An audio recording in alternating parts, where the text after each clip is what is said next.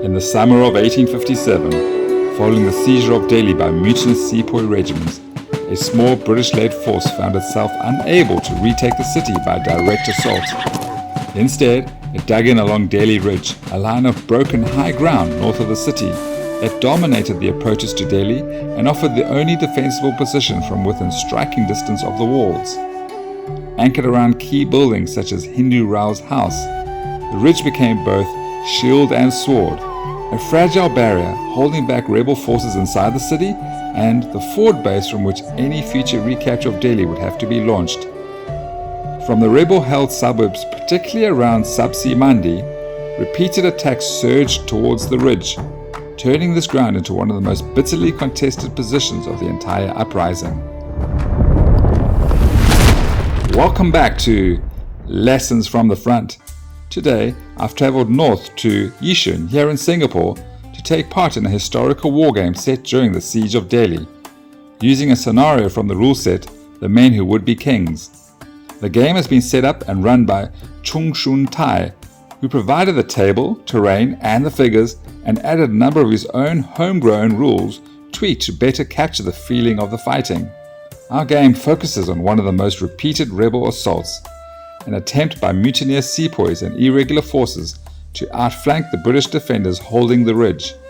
In the early morning of the 23rd of June, 1857, a date deliberately chosen to coincide with the centenary of Plassey, forces advancing out of Sabzi Mandi launched another determined attack against the strongpoints around Hindu Rao's house, testing whether a thin, exhausted defense could hold once again. Playing the role of Major Charles Reid, commander of the Gurkhas, and on this table the British East India Company troops, is Wahj.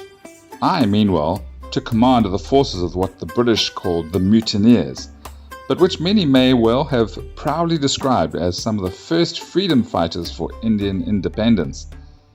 Choong set me 3 objectives on the table: the mound battery overlooking the vegetable market of Sabzi Mandi, the right battery facing north towards Delhi itself, and Hindu Rao's house garrisoned by a powerful Gurkha force. While Hindu Rao's house was worth double the other 2 objectives, it would also require a major effort to prize it out of the Gurkhas' possession. Even so, I decided it would be far more interesting and challenging to try and reverse history and take that house. And in truth, any outright victory would depend on its fall. Wahj's forces, though outnumbered, were well entrenched in prepared positions on high ground, and time was against me. Choong had limited the game to just 6 turns per side. With that in mind, I chose to commit the full weight of my attack against the rear of the right battery first, and then screening the Gurkhas at Rao's house while I tried to do so, and then hopefully swing left and take the house itself, while largely ignoring Wahj's troops holding the mound battery. Advancing out of the relative safety of the market town, the mutineering columns advanced directly towards the British lines dug in near the right battery. There were only artillery pieces firing overhead in an attempt to suppress the defenders. The advance was slow and uneven, whether through the heat, exhaustion, or the fact that I had to roll 8 or higher on 2 dice for each unit to activate them. Momentum repeatedly faltered, with entire units lagging behind, especially one sepoy formation refusing to leave the shelter of Sabzi Mandi at all. What had been planned as a coordinated assault quickly became staggered and disjointed. Despite this, the attack pressed on.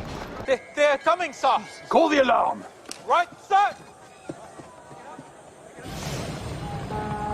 Sepoy units advanced frontally against the ridge, while Banda units worked around the left, and additional troops moved towards Hindu Rao's house to fix the Gurkhas in place. Early artillery fire inflicted some casualties, but the guns soon fell silent. I just couldn't get them activated actually. Ammunition disrupted or crews unable to bring the pieces back into action. From the ridge, disciplined British volley fire cut into the advancing formations, making the crossing of the open ground costly and uncertain.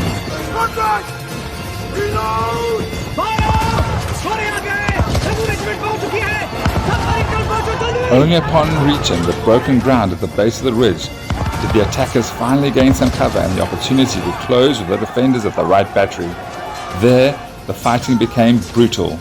The sepoys were driven back time and again, but persistence and weight of numbers eventually told, and the battery was overrun, the first objective falling after a hard-fought struggle.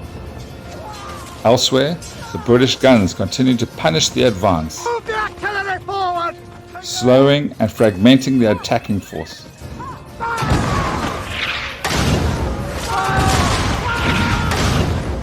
Sepoy units tasked with screening Hindu Rao's house suffered heavily, but their sacrifice succeeded in preventing the Gurkhas from counter-attacking the right battery.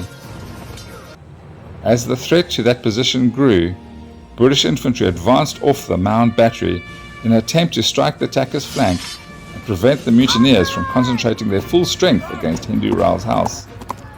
As the sun dipped behind the ridge, the day's fighting drew to a close. The mutineers had captured only the right battery, and the remaining objectives stood firm. By mutual agreement, the battle was briefly extended into the gathering dusk. When the Gurkhas finally advanced out from Hindu Rao's house to finish off the battery screening the forces, they were met by converging fire from across the field, with Banda warriors striking in behind. In this final exchange, the house itself fell. Yet, within the bounds of the day's fighting, history had repeated itself. Despite being heavily outnumbered, the thin British line had endured. The ridge had held, and the mutineering assault, once again, had failed to break it. The fighting we've explored here on Delhi Ridge was only a small part of the events of 1857, yet its consequences echoed far beyond this ground. Though the ridge held and Delhi was eventually retaken, the uprising fundamentally changed the course of British rule in India. The East India Company vanished, governance passed to the Crown, and the idea that India could never challenge imperial authority was shattered forever. The men once dismissed as mutineers are remembered instead as early fighters for independence.